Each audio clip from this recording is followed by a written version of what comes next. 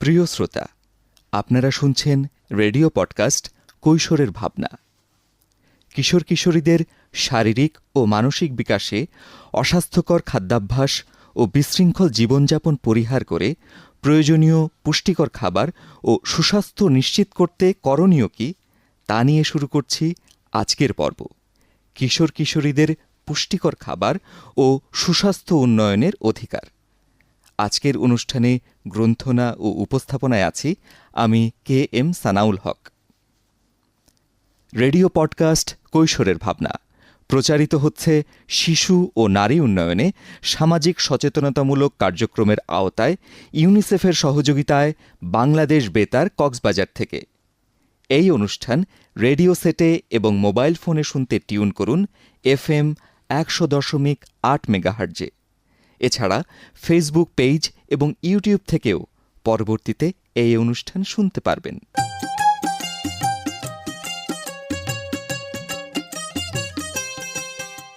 প্রিয় শ্রোতা, সুস্থ শরীর ও স্বাভাবিক বৃদ্ধির জন্য পর্যাপ্ত পরিমাণে পুষ্টিকর খাবার খাওয়া প্রয়োজন।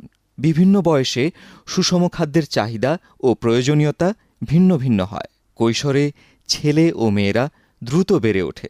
এ বয়সে তারা পড়াশোনা, খেলাধুলা ও দৌড়ঝাঁপে মেতে থাকে। তাই তাদের তুলনামূলক বেশি শক্তির প্রয়োজন হয়। তাদের শরীরের চাহিদা অনুযায়ী প্রয়োজনীয় পুষ্টিকর খাবারের যোগান না দেওয়া গেলে তাদের শারীরিক বিকাশ বাধাগ্রস্ত হয়। তারা নানা রকম রোগ ব্যাধিতে আক্রান্ত হয়, যা তাদের পুরো জীবন জুড়ে প্রভাব বিস্তার করে। তাদের পরিপূর্ণ সুস্বাস্থ্য নিশ্চিত করতে মানসিক ও সামাজিক স্বাস্থ্যেরও যত্ন নেওয়া প্রয়োজন।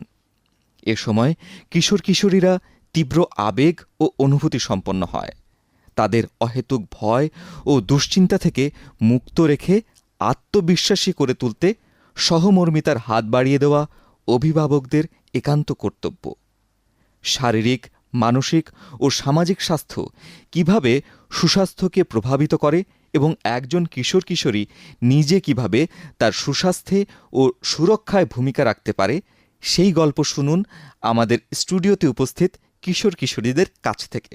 আজ আমাদের স্টুডিওতে কিশোর কিশোরী অতিথি হিসেবে উপস্থিত আছেন আবির হাসনাত বর্ণ এবং সামিহা বিনতে কাদের। তাহলে চলুন শ্রোতা বন্ধুরা, আজকে আমাদের স্টুডিওতে উপস্থিত কিশোর কিশোরীদের কাছ থেকে গল্পটি শুনি।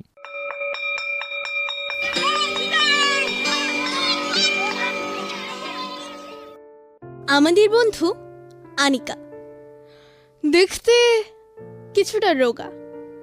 ক্লাসে ওর খুব একটা মনোযোগ থাকতো না। স্কুল থেকে ফেরার সময় প্রতিদিন স্কুলের সামনে বিক্রি হতে থাকা বাহারি রঙের আইসক্রিম কিনে খেত।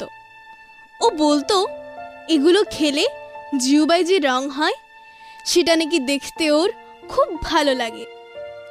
টিফিন পিরিয়ডে স্কুলের গেটের সামনে থেকে ঝালমুড়ি, খোলা আচার এইসব খাবার কিনে খেত।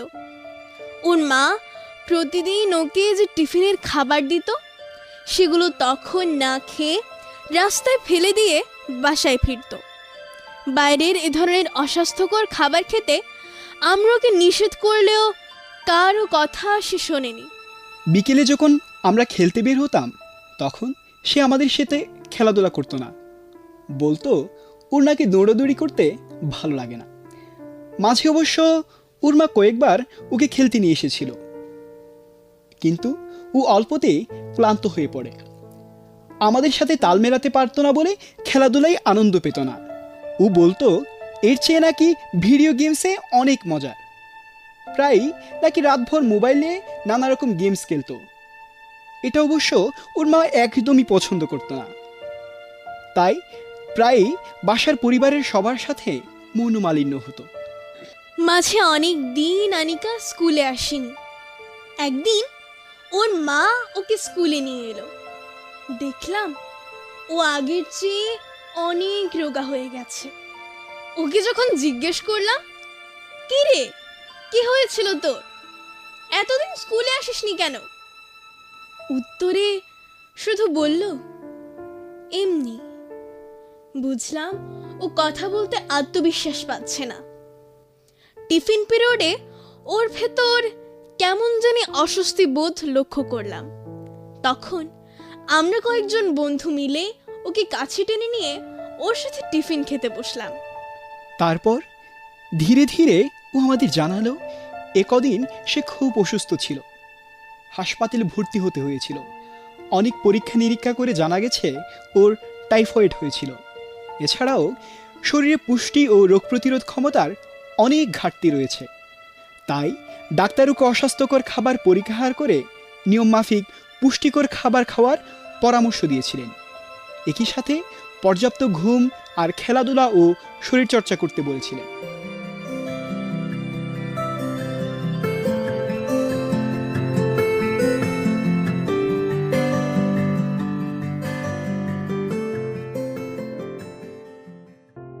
পরিবার, বন্ধু সবার সৌহার্দ্যে সহমর্মিতায় আনিকা সেরে উঠছে।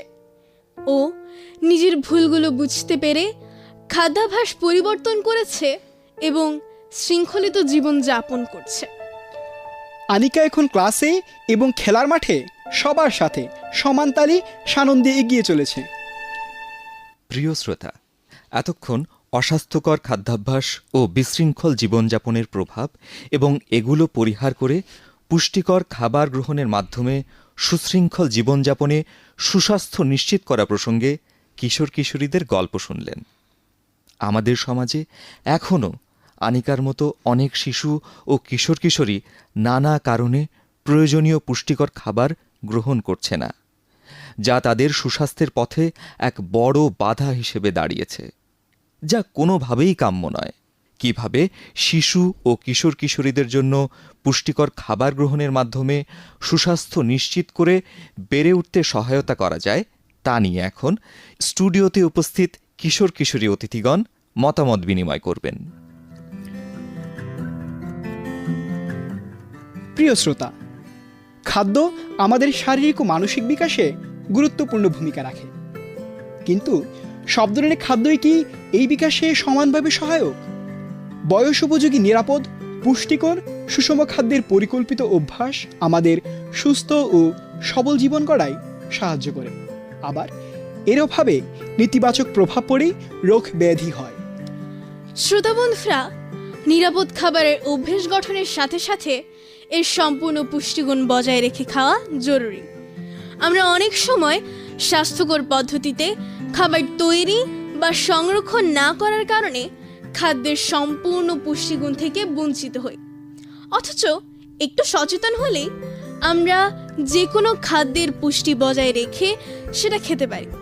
যেমন লাল চাল বা আছাটা চালের ভাত খাওয়া, সাদা এবং বারংবার ছাঁটাই করা চালের দানার উপরিভাগে অবস্থিত প্রোটিন, ভিটামিন এবং মিনারেলের মতো খাদ্য উপাদানের বেশ কিছু অংশ চলে যায়। পাশাপাশি বসা ভাত বা ভাতের মার না ফেলে রান্না করা যেতে পারে। মার ফেলে দিয়ে ভাত রান্না করা হলে পানিতে দ্রবণীয় পুষ্টি উপাদান মারের সাথে অপচয় হয়। বসা ভাত পদ্ধতিতে রান্না করলে সকল পুষ্টি উপাদান ভাতের মধ্যেই রয়ে যায়। আবার শাকসবজি আগে ধুয়ে পরে কেটে নেওয়া ভালো, কারণ শাকসবজি আগে কেটে পরে ধুয়ে নিলে এ থেকে মিনারেল জাতীয় খাদ্যের গুরুত্বপূর্ণ উপাদান বেরিয়ে যায়, ফলে খাদ্যের পুষ্টিমান কমে যায়। পাশাপাশি মাছ, মাংস বা শাকসবজি সঠিক তাপমাত্রায় সম্পূর্ণ সিদ্ধ করে রান্না করা উচিত। এতে জীবাণু মরে যায় এবং খাদ্যের পুষ্টিগুণ বজায় থাকে। প্রিয় শ্রোতা, এখন বিভিন্ন খাদ্য উপাদান, এর উৎস এবং স্বাস্থ্য সুরক্ষায় এর ভূমিকা নিয়ে জানা যাক। যেমন চাল, গম, যব, আলু, চিনি ইত্যাদিতে থাকে শর্করা বা কার্বোহাইড্রেট, যা আমাদের কাজ করার শক্তি যোগায়। মাছ, মাংস, দুধ, ডিম, পনির, ছানা, কলিজা, ডাল, বাদাম, শিমের বিচি, ছোলা, নারকেল ইত্যাদিতে থাকে আমিষ বা প্রোটিন, যা শারীরিক বৃদ্ধি ও গঠনে ভূমিকা রাখে, রোগ প্রতিরোধ ক্ষমতা বাড়ায়। সয়াবিন, সরিষা, তিল, বাদাম, চর্বি, ঘি, ডালডা, ডিমের কুসুম ইত্যাদিতে থাকে স্নেহ বা চর্বি, যা কাজ করার শক্তি যোগায়, রোগ প্রতিরোধ ক্ষমতা বাড়ায়। বিভিন্ন ধরনের ফলমূল, দুধ, ডিম, সবুজ শাকসবজি, ঢেকে চাটা চাল ইত্যাদিতে থাকে খাদ্যপ্রাণ বা ভিটামিন, যা রোগ প্রতিরোধ করে। সবুজ শাকসবজি, লাল শাক, কচু শাক, ছোট মাছ, নানা রকমের ডাল, বাদাম ইত্যাদিতে থাকে খনিজ লবণ, যা রোগ প্রতিরোধ করে। বিভিন্ন ধরনের শাকসবজি, বাঁধাকপি, বাদাম, ঢেকে চাটা চাল, শিম ইত্যাদিতে থাকে ফাইবার বা খাবারের আঁশ, যা খাদ্য হজমে সহায়তা করে, রোগ প্রতিরোধে ভূমিকা রাখে। এছাড়াও নিরাপদ পানি অর্থাৎ সবুজ চিহ্নিত গভীর নলকূপের পানি, সঠিক নিয়মে ফোটানো বা ফিল্টার করা পানি দেহের তাপমাত্রা নিয়ন্ত্রণ করে শরীরের বিভিন্ন অঙ্গ প্রত্যঙ্গ সুরক্ষিত রাখে, শরীরে পুষ্টি ও অক্সিজেন পরিবহনে সাহায্য করে। কৈশোরকাল থেকেই আমরা যদি আমাদের খাদ্যাভ্যাস সঠিকভাবে তৈরি করতে না পারি, তবে ভবিষ্যতেও শরীরে পুষ্টি সমস্যা দেখা দিতে পারে। আমরা অনেকেই মনে করি দামি খাবারের মধ্যে পুষ্টিমান বেশি থাকে। এ ধারণা ঠিক নয়। সব ধরনের স্বাস্থ্যকর খাবারে পুষ্টি আছে। প্রয়োজন শুধু খাদ্য পরিকল্পনায় আমাদের সৃজনশীল চিন্তা।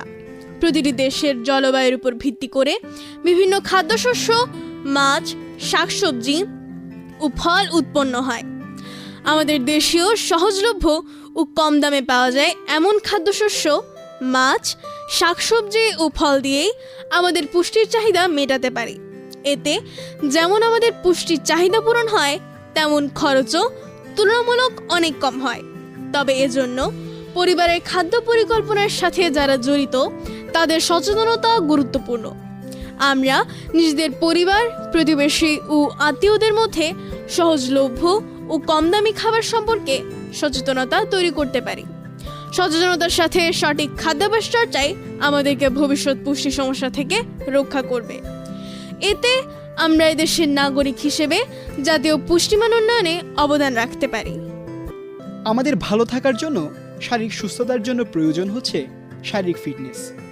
আর এই শারীরিক ফিটনেস পেতে পারি আমরা খেলাধুলা ও শরীর চর্চার মাধ্যমে। ক্লান্ত না হয়ে দীর্ঘক্ষণ ধরে খেলাধুলা বা শরীরচর্চা চালিয়ে নেওয়ার জন্য দম ধরে রাখা, শারীরিক শক্তি, গতি, শরীরের বিভিন্ন জয়েন্টের নমনীয়তা এবং মস্তিষ্ক ও মাংসপেশির কার্যকর সমন্বয়ের প্রয়োজন হয়।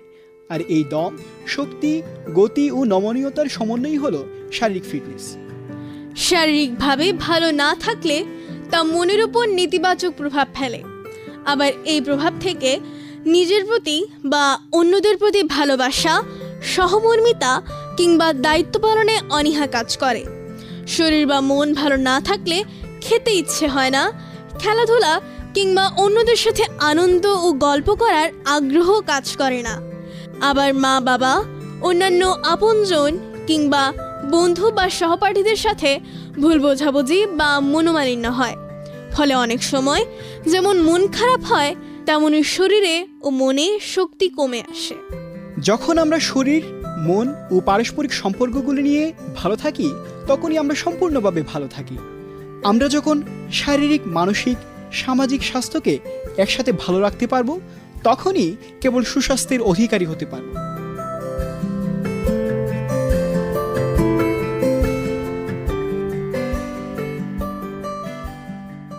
প্রিয় শ্রোতা, আপনারা শুনছেন রেডিও পডকাস্ট কৈশোরের ভাবনা। আজকের পর্ব কিশোর কিশোরীদের পুষ্টিকর খাবার ও সুস্বাস্থ্য উন্নয়নের অধিকার নিয়ে রয়েছে এখন জরুরি বার্তা। কৈশোরে প্রয়োজন পুষ্টিকর খাবার, সুস্বাস্থ্য উন্নয়নে সবার অধিকার। আপনার সন্তানের সুরক্ষিত ভবিষ্যৎ নিশ্চিত করতে তাকে পর্যাপ্ত পুষ্টিকর খাবার দিন। তার বেড়ে ওঠার পথ মসৃণ করতে তার শারীরিক, মানসিক ও সামাজিক স্বাস্থ্য তথা সুস্বাস্থ্য নিশ্চিত করুন। যদি কোনো ধরনের অসুস্থতা পরিলক্ষিত হয়, তাহলে অবহেলা না করে ডাক্তারের শরণাপন্ন হন। প্রিয় শ্রোতা, অনুষ্ঠান সম্পর্কে সুনির্দিষ্ট মতামত জানাতে পারেন বাংলাদেশ বেতার কক্সবাজার ফেসবুক পেজে। যারা অনুষ্ঠানটি শুনেছেন এবং তথ্য দিয়ে সহায়তা করেছেন, তাদের প্রত্যেককে জানাই আন্তরিক ধন্যবাদ।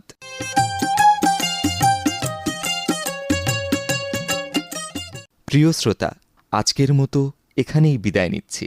সকলের সুস্থতা কামনা করে শেষ করছি রেডিও পডকাস্ট কৈশোরের ভাবনা। আজকের পর্ব কিশোর কিশোরীদের পুষ্টিকর খাবার ও সুস্বাস্থ্য উন্নয়নের অধিকার। প্রচারিত হয়েছে ইউনিসেফের সহযোগিতায় বাংলাদেশ বেতার কক্সবাজার থেকে FM 100.8 মেগাহার্টজে।